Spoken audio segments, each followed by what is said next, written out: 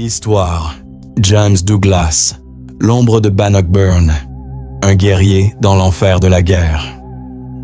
Et si le héros de Bannockburn, surnommé le Douglas Noir, cachait des rituels sanglants dans les ombres de la guerre? James Douglas, fidèle allié de Robert the Bruce, était plus qu'un guerrier écossais.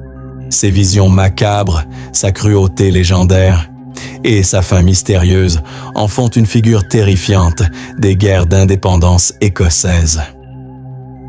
Plongé dans une histoire où courage, folie et horreur s'entremêlent dans le chaos de Bannockburn.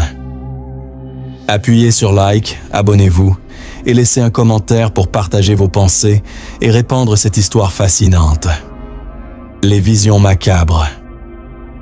Le 24 juin 1314, la bataille de Bannockburn voit une victoire éclatante des Écossais, menée par Robert the Bruce, contre une armée anglaise bien plus nombreuse.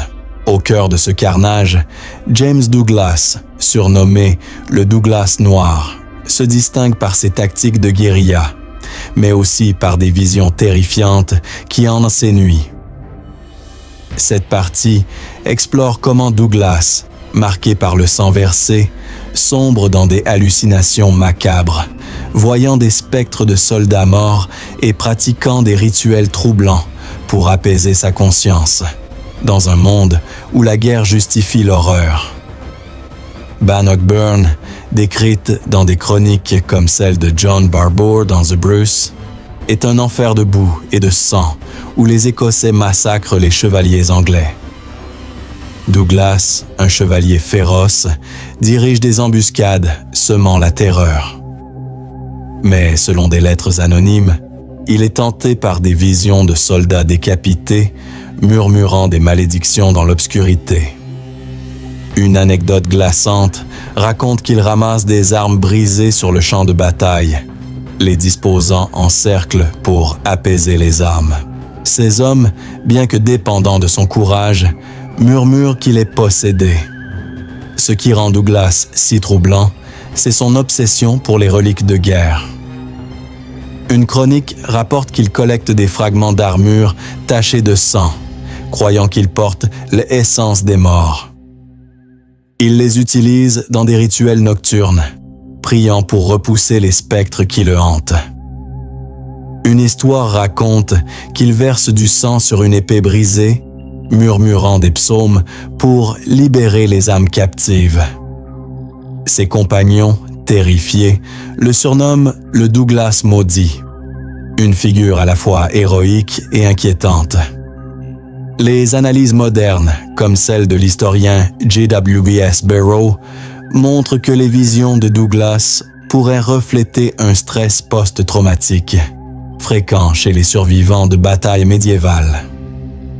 Les psychologues, comme le docteur Claire Dubois, suggèrent qu'il souffrait peut-être d'hallucinations liées au choc, amplifiées par la brutalité de Bannockburn. Sa foi ardente, combinée à sa culpabilité, le pousse à des rituels extrêmes, mêlant christianisme et superstition païenne apprises des guerriers des Highlands. Pourtant, il montre une intelligence redoutable. Douglas organise des embuscades avec une précision implacable, sauvant des vies écossaises. Une chronique raconte qu'il guide ses hommes à travers les marais, malgré la fatigue, inspirant respect. Mais son apparence, un chevalier austère, entouré d'objets macabres, le rend effrayant. Les soldats, bien que reconnaissants, évitent dans son regard, craignant qu'ils ne voient leurs âmes. Les détails de ces rituels sont particulièrement troublants. Selon une archive écossaise, Douglas organise des cérémonies dans des grottes, disposant des reliques en cercle et chantant des psaumes mêlés de formules apprises de druides errants. Ces pratiques, bien que destinées à apaiser ses visions, suscitent des soupçons d'hérésie. Une anecdote raconte qu'un prêtre, horrifié par un autel de sang, accuse Douglas de sorcellerie, provoquant une dispute qui divise le camp. Douglas, inflexible, défend ses actes comme nécessaires pour la victoire.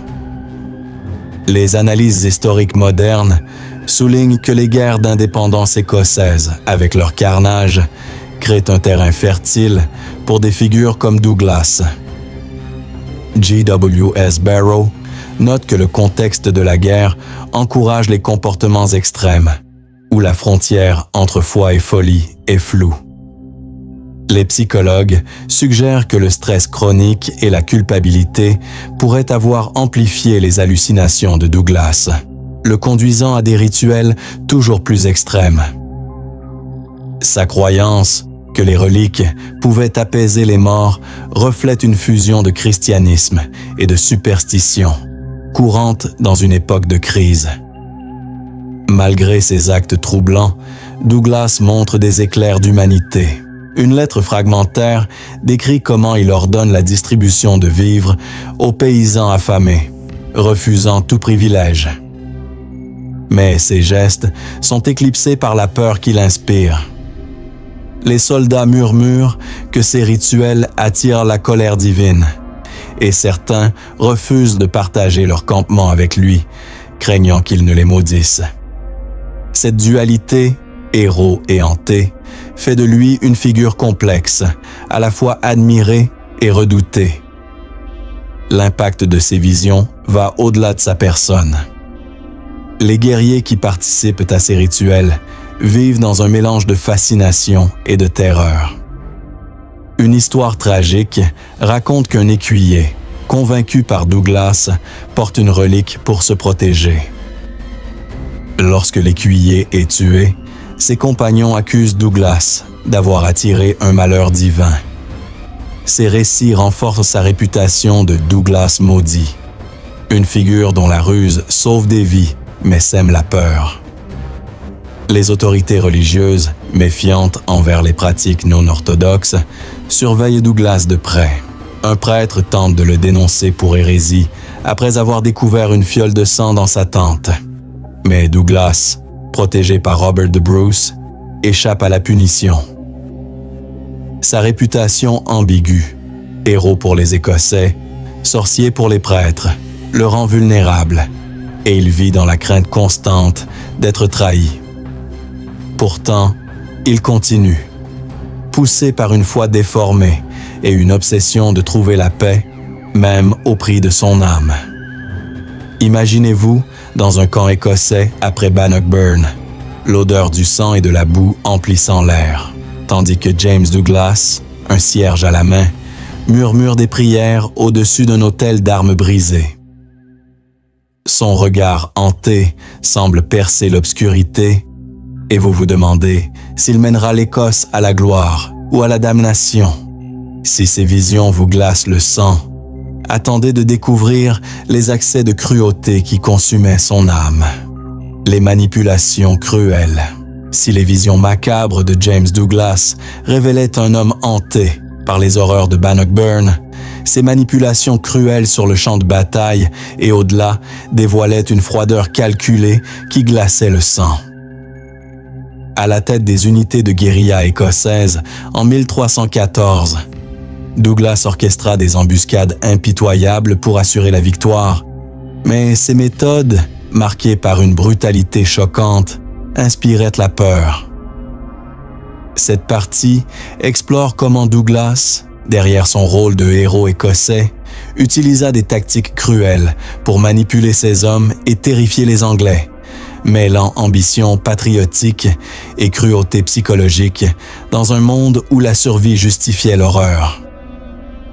La bataille de Bannockburn, décrite dans The Bruce de John Barber, est un carnage où les Écossais, sous les ordres de Robert de Bruce, écrasent les Anglais. Douglas, selon les chroniques, dirige des attaques éclairs, massacrant les chevaliers anglais dans les marais.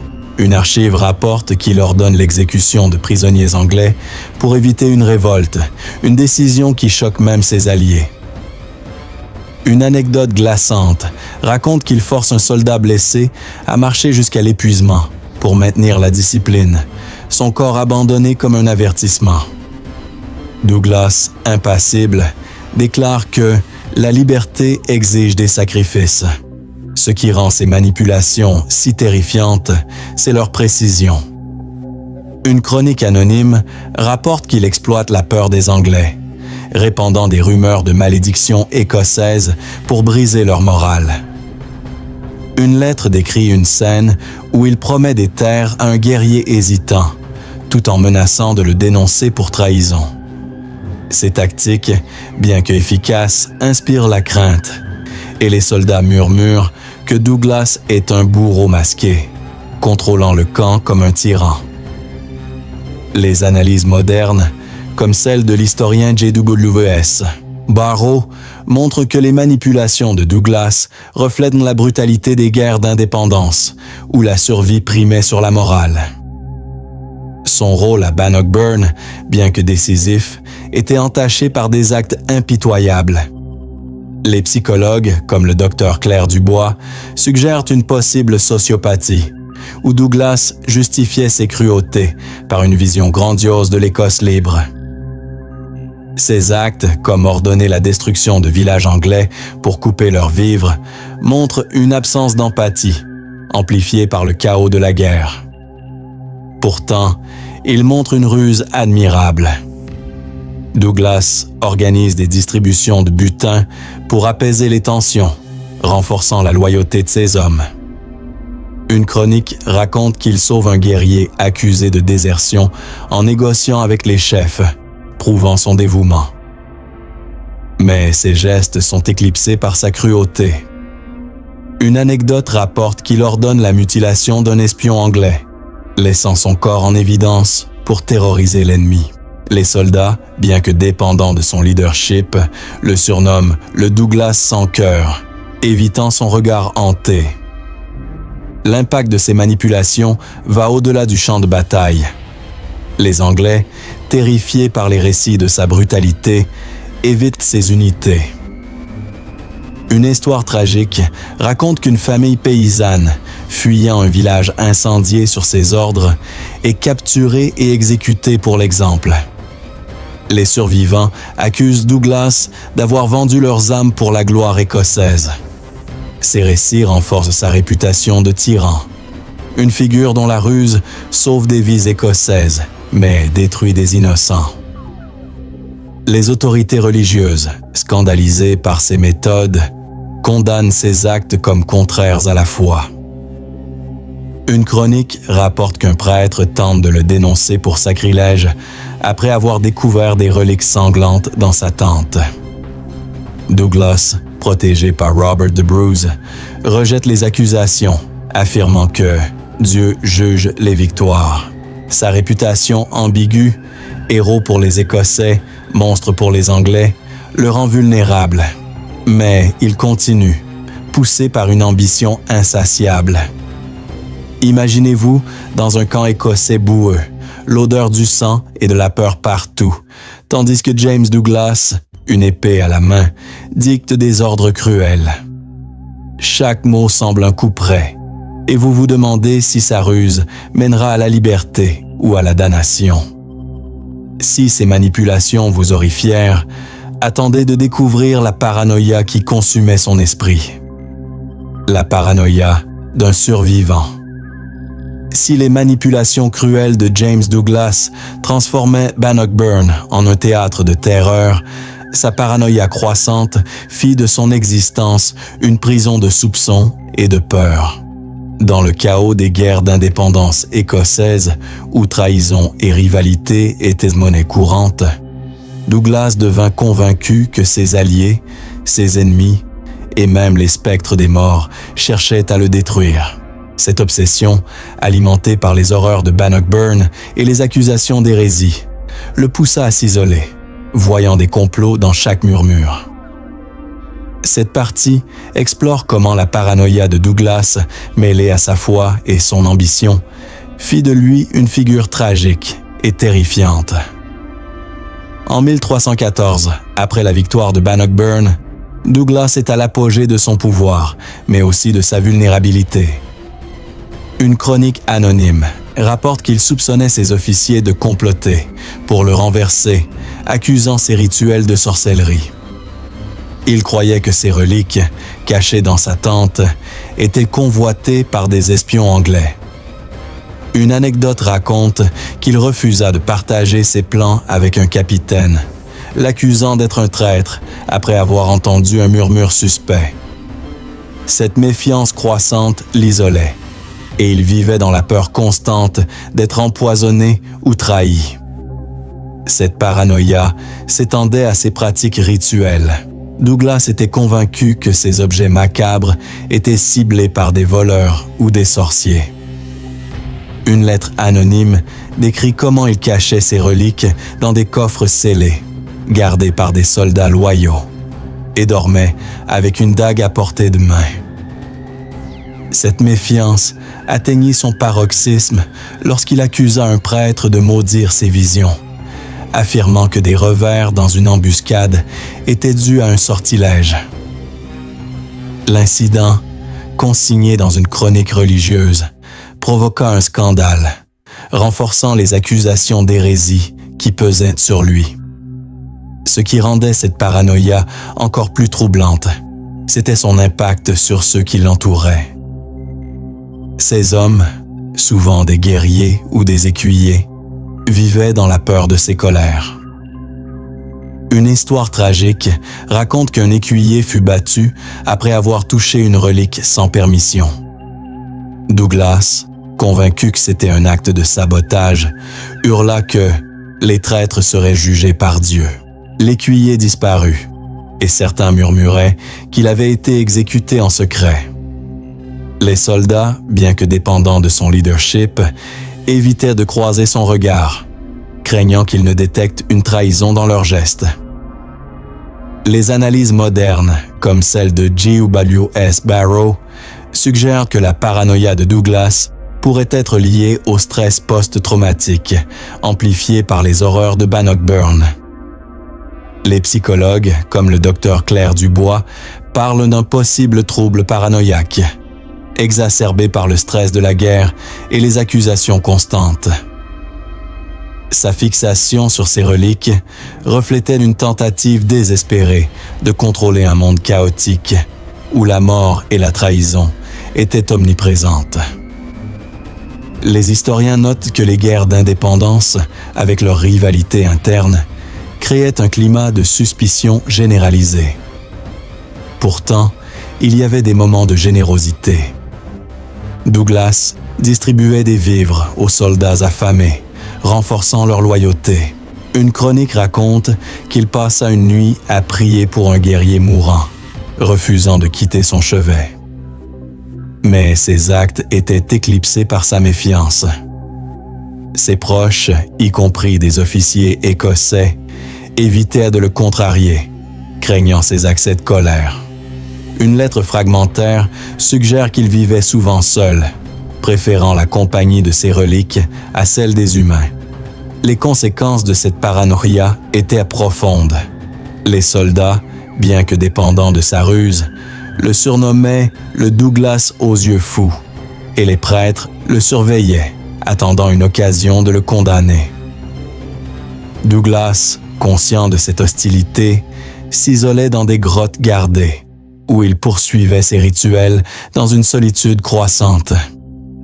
Sa foi, bien que profonde, semblait déformée par la peur, le poussant à voir des ennemis dans chaque ombre. Imaginez-vous dans un camp écossais, l'odeur du sang et de la boue flottant dans l'air, tandis que James Douglas scrute l'obscurité, sa dague à portée de main. Chaque bruit semble un complot, chaque silence une menace. Si cette paranoïa vous oppresse, attendez de découvrir les relations tumultueuses qu'il entretenait avec ses alliés. Les relations tumultueuses. Si la paranoïa de James Douglas transformait ses interactions en un champ de méfiance, ses relations avec ses soldats, les officiers écossais et les Anglais étaient marquées par un mélange explosif de respect, peur et hostilité. Dans le chaos des guerres d'indépendance écossaises, où la loyauté était fragile, Douglas était à la fois un héros vénéré pour sa ruse et une figure redoutée, ses visions macabres et ses cruautés divisant ceux qu'il dirigeait. Cette partie explore comment ces interactions oscillaient entre admiration et terreur, transformant un chevalier en une figure à la croisée de la gloire et de la damnation. Douglas, à Bannockburn, en 1314, était le pivot de la victoire écossaise, mais son arrivée dans un camp suscitait des réactions mitigées. Selon The Bryce de John Barber, les soldats le voyaient comme un génie, car ses embuscades sauvaient des vies. Mais ses rituels, utiliser des reliques sanglantes pour apaiser les spectres, inspiraient la peur. Une anecdote raconte qu'un groupe de guerriers refusa son aide après avoir vu un autel improvisé couvert de sang séché, convaincu qu'il invoquait des démons.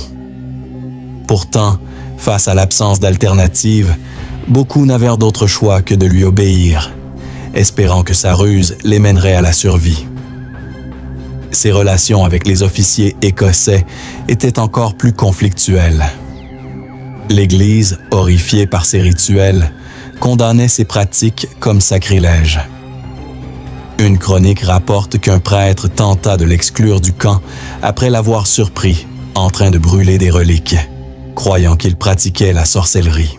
Douglas se défendait en invoquant sa mission divine pour l'Écosse, mais ses références aux pratiques païennes semblaient hérétiques. Une lettre anonyme décrit comment un officier l'accusa d'avoir souillé la victoire, provoquant un scandale qui le força à s'éloigner des chefs religieux.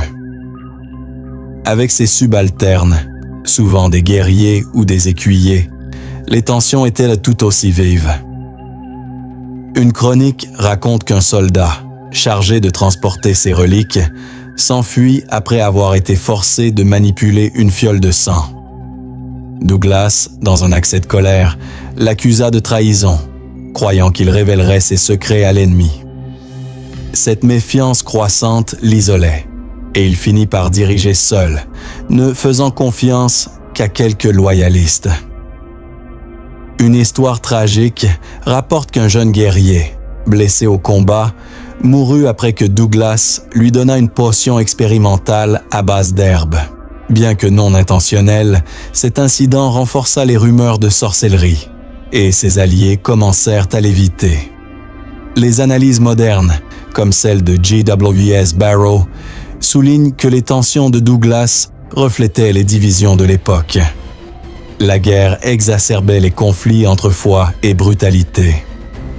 Les psychologues, comme le docteur Claire Dubois, parlent d'un possible trouble narcissique, où Douglas cherchait l'admiration tout en méprisant ceux qui doutaient de lui. Sa foi intense, bien que sincère, était déformée par le traumatisme, le poussant à des comportements qui aliénaient même ses alliés. Sa fixation sur les reliques pourrait indiquer une obsession compulsive, amplifiée par le chaos de la guerre. Pourtant, il y avait des moments de générosité. Douglas partageait le butin avec ses hommes, renforçant leur loyauté. Une chronique raconte qu'il sauva un guerrier en négociant sa libération, refusant toute récompense. Mais ses gestes étaient éclipsés par la peur qu'il inspirait. Les soldats murmuraient qu'il portait la mort dans ses ordres, et certains refusaient de partager leur tente avec lui, craignant qu'il ne les maudisse. Ces tensions le forçaient à s'isoler dans des grottes gardées, où il poursuivait ses rituels loin des regards. Les conséquences de ces relations tumultueuses étaient de profondes. Les soldats, bien que dépendants de sa ruse, le surnommaient le Douglas des ombres, et les prêtres le surveillaient, attendant une occasion de le condamner. Douglas, conscient de cette hostilité, vivait dans la peur constante d'être trahi. Pourtant, il continuait, porté par une ambition inébranlable et une détermination à glorifier l'Écosse, même au prix de son âme. Imaginez-vous dans une grotte sombre, l'odeur de la boue et de la peur partout, tandis que James Douglas, entouré de regards méfiants, brandit une relique sanglante.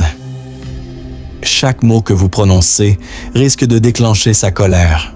Si ces tensions vous troublent, attendez de découvrir l'héritage ambigu qu'il laissa derrière lui. L'héritage ambigu. Si les relations tumultueuses de James Douglas révélaient un homme à la fois admiré et craint, son héritage, bien que riche en exploits militaires, était entaché par les horreurs de ses pratiques et les rumeurs qui l'entouraient. Dans le contexte des guerres d'indépendance écossaises, où la gloire et la brutalité se mêlaient, Douglas se distingua par son rôle à Bannockburn. Mais ses visions macabres et sa cruauté jettent une ombre sinistre sur sa mémoire. Cette partie explore comment l'héritage de Douglas, mêlé de triomphe et de terreur, continue de fasciner et de troubler, offrant un aperçu unique de la guerre et de la folie dans un monde ravagé par le conflit. Douglas, surnommé le Douglas Noir, laissa des écrits fragmentaires, conservés dans des archives écossaises qui décrivent ses tactiques de guérilla et ses rituels. Ces textes, bien que rares, détaillent l'utilisation de reliques pour galvaniser les soldats, des pratiques audacieuses pour l'époque. Selon l'historien J.W.S. Barrow, les exploits de Douglas à Bannockburn renforcèrent la cause écossaise, faisant de lui un héros national. Il fut l'un des premiers à utiliser des embuscades de manière aussi décisive, préfigurant les stratégies modernes. Ses connaissances des combats, acquises par des années de campagne, étaient remarquables dans un monde dominé par la guerre. Cependant, cet héritage est indissociable des pratiques controversées de Douglas. Ces rituels à base de reliques sanglantes, bien que parfois efficaces pour motiver les troupes, étaient considérés comme sacrilèges par l'Église. Une chronique rapporte qu'un prêtre détruisit une partie de ses écrits, les jugeant impies à cause de leur référence aux pratiques païennes. Les rumeurs de sorcellerie, amplifiées par sa cruauté, ternirent sa réputation. Une lettre anonyme affirme qu'un camp écossais refusa de conserver ses reliques, craignant qu'elles ne soient maudites, et les soldats évitèrent de parler de lui, de peur d'attirer la malédiction. Ce qui rend son héritage encore plus troublant, c'est la manière dont il fut perçu après sa mort. Pour les Écossais, Douglas était un libérateur, un guerrier qui transforma une armée affaiblie en une force redoutable. Des officiers lui attribuaient des victoires miraculeuses, comme celle de Bannockburn. Mais pour les Anglais, il était un monstre, responsable de massacres impitoyables. Une anecdote raconte qu'un village anglais interdit de prononcer son nom, convaincu que son esprit hantait encore les terres. Ces récits transformèrent Douglas en une légende, à mi-chemin entre le héros et le maudit, une figure dont le nom évoquait à la fois espoir et terreur. Les analyses modernes, comme celle du docteur Claire Dubois, suggèrent que l'héritage de Douglas reflète les tensions entre gloire et traumatisme dans une époque de crise. Sa capacité à diriger sous pression, même dans l'horreur, préfigure les stratégies des chefs militaires modernes. Mais sa fixation sur les reliques indique un traumatisme profond, peut-être exacerbé par les horreurs de Bannockburn. Les historiens notent que ses écrits, bien que fragmentaires, influencèrent d'autres officiers. Mais sa réputation resta entachée par les scandales. Ses rituels, copiés par quelques guerriers, étaient souvent modifiés pour éviter les accusations d'hérésie. Les conséquences de cet héritage allaient au-delà de Douglas. Ses compagnons, bien qu'admiratifs, prenaient soin de dissocier leur nom du sien, craignant d'être associés à ses pratiques. Les Anglais continuèrent de raconter des histoires sur le Douglas Noir, dont les rituels pouvaient galvaniser ou maudire. Même ses écrits, conservés dans des archives écossaises, étaient rarement consultés, de peur qu'ils ne portent malheur. Pourtant, ces textes perdurèrent, offrant un aperçu unique de la guerre et de la folie dans un monde ravagé par le conflit. L'impact de Douglas allait au-delà de ses exploits. Il devint une figure de légende, utilisée dans les récits pour effrayer ou inspirer. Une chronique raconte qu'un officier, des années après sa mort, revendiquait avoir adapté ses tactiques, omettant les rituels pour éviter les accusations d'hérésie. Mais la peur associée à son nom persistait, et les champs de Bannockburn devinrent des lieux maudits, évités par les paysans qui croyaient entendre des murmures dans l'obscurité. Cette dualité, héros pour certains, monstre pour d'autres, rend son héritage complexe, un mélange de ruse et de folie. Imaginez-vous feuilletant un parchemin ancien, ses pages remplies de tactiques sanglantes et de prières sombres, tandis que l'ombre de James Douglas plane sur vous. Ces mots sont un témoignage de gloire, mais aussi de damnation. Si cet héritage ambigu vous intrigue, attendez de découvrir la foi déformée qui guidait ses actes. La foi déformée. Si l'héritage ambigu de James Douglas oscillait entre triomphe et horreur, sa foi déformée, mêlant piété chrétienne et pratiques occultes, fut le moteur de ses actions les plus terrifiantes. À Bannockburn, en 1314, Douglas se voyait comme un instrument divin, chargé de mener l'Écosse à la liberté. Mais cette foi, tordue par le traumatisme et la culpabilité, le poussa à des rituels qui frôlèrent la damnation. Cette partie explore comment la foi de Douglas, combinée à ses visions et sa cruauté, fit de lui une figure quasi démoniaque, un chevalier dont la piété semblait défier les limites de l'orthodoxie. La foi de Douglas, selon The Bruce de John Barber, était profonde, mais complexe. Il priait avec ferveur avant chaque bataille, convainquant ses hommes de sa mission divine. Pourtant, une chronique anonyme rapporte qu'il croyait que des rituels occultes, utilisant des reliques sanglantes, pouvaient assurer la victoire.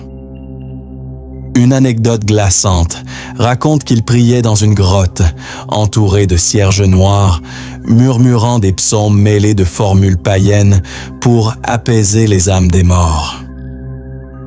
Les soldats, impressionnés mais terrifiés, murmuraient qu'il était guidé par des forces obscures. Ce qui rendait sa foi si troublante, c'était son intensité fanatique.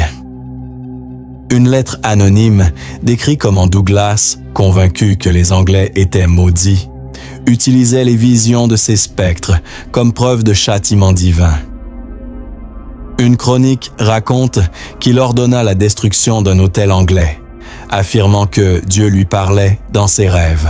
Ces actes renforçaient en sa réputation de Douglas maudit, une figure à la fois pieuse et effrayante.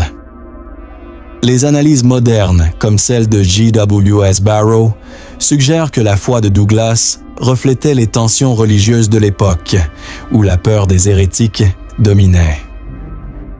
Les psychologues, comme le docteur Claire Dubois, parlent d'une possible dissociation psychologique, où Douglas, confronté aux horreurs de Bannockburn, utilisait sa foi pour justifier ses cruautés.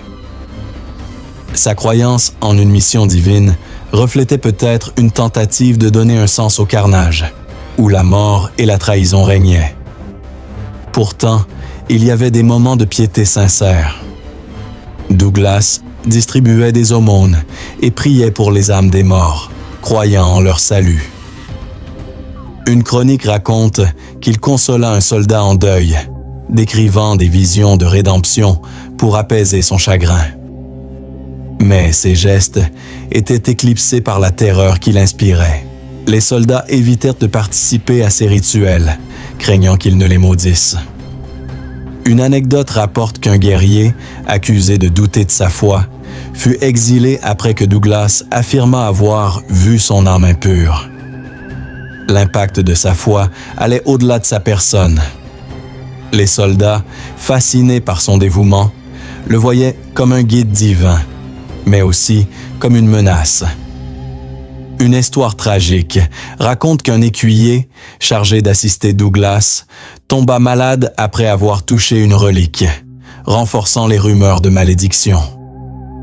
Les Anglais, eux, le surnommaient le Douglas Noir, croyant que sa foi cachait un pacte avec des forces obscures.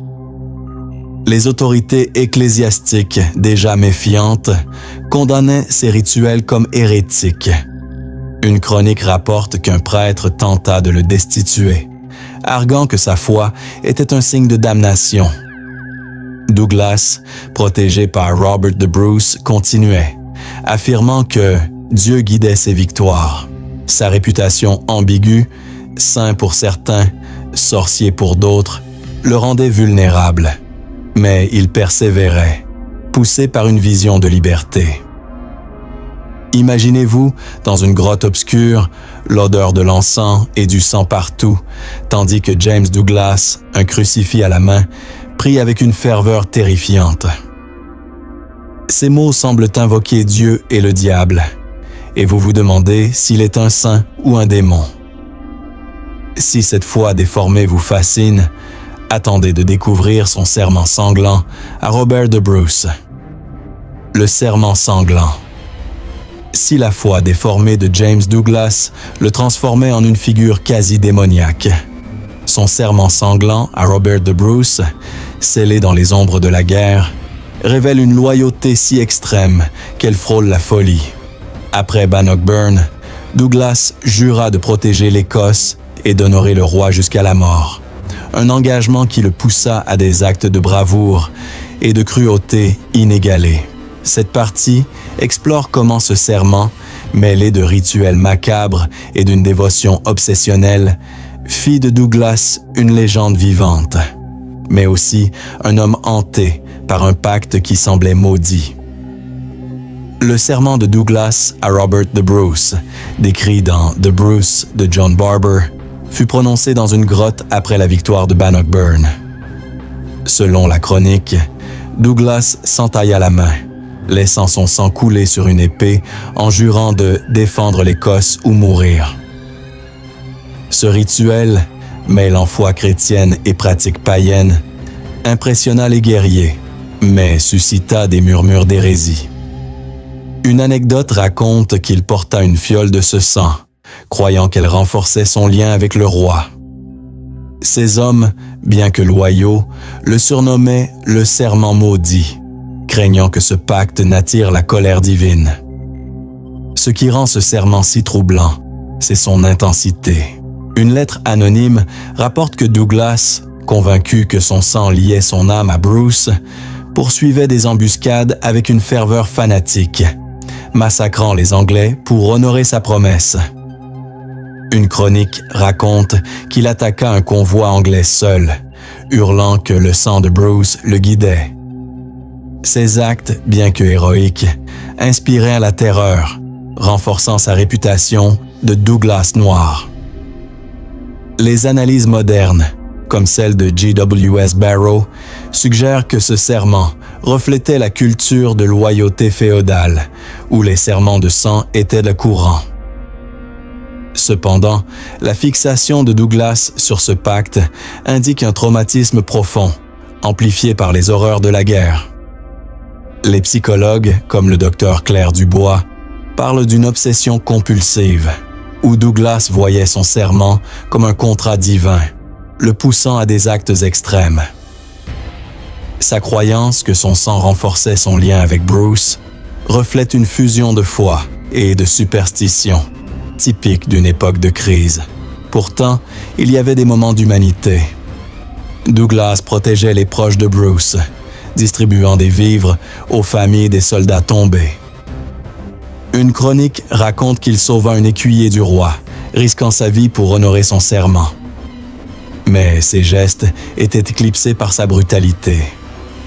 Une anecdote rapporte qu'il exécuta un prisonnier anglais pour purifier son serment, laissant le corps comme un avertissement. Les soldats, bien que dépendants de sa ruse, évitèrent son regard, craignant qu'il ne les juge indignes. L'impact de ce serment allait au-delà de Douglas. Ces hommes, fascinés par sa loyauté, le voyaient comme un symbole de l'Écosse, mais aussi comme une menace. Une histoire tragique raconte qu'un guerrier, chargé de porter la fiole de sang, tomba malade, renforçant les rumeurs de malédiction. Les Anglais, terrifiés, le surnommaient l'ombre de Bruce, croyant que son serment invoquait des forces surnaturelles. Les autorités religieuses condamnaient ce serment comme sacrilège. Une chronique rapporte qu'un prêtre tenta de l'excommunier, arguant que son rituel était un pacte démoniaque. Douglas, soutenu par Bruce, continuait, affirmant que son sang servait Dieu. Sa réputation ambiguë, héros pour les Écossais, sorcier pour les prêtres, le rendait vulnérable. Mais il persévérait, poussé par un serment qui semblait le consumer. Imaginez-vous dans une grotte sombre, l'odeur du sang et de l'encens partout, tandis que James Douglas, une épée ensanglantée à la main, renouvelle son serment à Bruce. Ces mots semblent sceller son destin, et vous vous demandez s'il est un héros ou un damné. Si ce serment vous glace le sang, attendez de découvrir le mystère de sa mort. La mort mystérieuse. Si le serment sanglant de James Douglas le transformait en une figure à la fois héroïque et maudite, sa mort, survenue en 1330, reste l'un des mystères les plus troublants de son histoire. À l'âge de 44 ans, après des années de combat pour l'Écosse, Douglas disparut dans des circonstances obscures lors d'une croisade en Espagne, laissant derrière lui des rumeurs de malédiction, d'empoisonnement et de châtiment divin. Dans le contexte des guerres d'indépendance écossaises où la mort était omniprésente, sa fin semble liée à ses pratiques extrêmes et à la peur qu'il inspirait. Cette dernière partie explore le mystère de sa mort, révélant une vérité aussi glaçante que sa vie et offrant une réflexion sur un homme déchiré entre la quête de gloire et la terreur de la damnation. Les détails de la mort de Douglas sont fragmentaires, tirés de chroniques comme The Bruce de John Barber et de témoignages contradictoires. Selon une archive, il mourut lors de la bataille de Théba en 1330, portant le cœur de Robert the Bruce dans une fiole, comme promis dans son serment. Une chronique anonyme rapporte qu'il fut vu pour la dernière fois chargeant les morts, entouré de reliques et hurlant des psaumes. Une nuit, après un rituel, il disparut sans laisser de traces. Certains guerriers affirmèrent qu'il s'était sacrifié pour honorer son serment, cherchant à apaiser les âmes des morts. D'autres prétendirent qu'il fut assassiné par des ennemis, furieux de ses cruautés. Une rumeur particulièrement sinistre suggère un empoisonnement.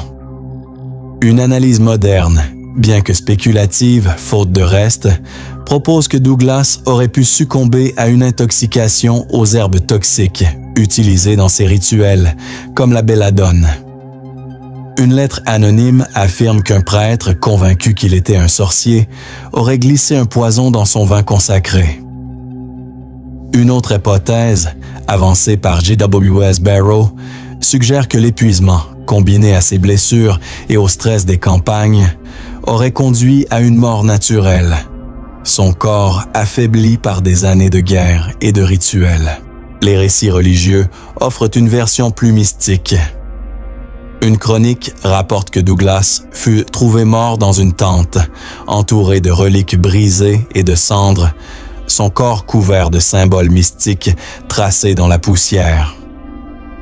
Les guerriers, terrifiés, crurent qu'il avait été frappé par un châtiment divin pour ses sacrilèges, ses yeux grands ouverts, fixés sur un au-delà tourmenté. Une rumeur encore plus sombre suggère qu'il tenta un dernier rituel, utilisant son propre sang pour honorer Bruce, mais que cet acte le condamna à une agonie solitaire. Les croisés, effrayés, refusèrent de toucher son corps, le laissant pourrir jusqu'à ce qu'un moine l'enterre dans une fosse anonyme.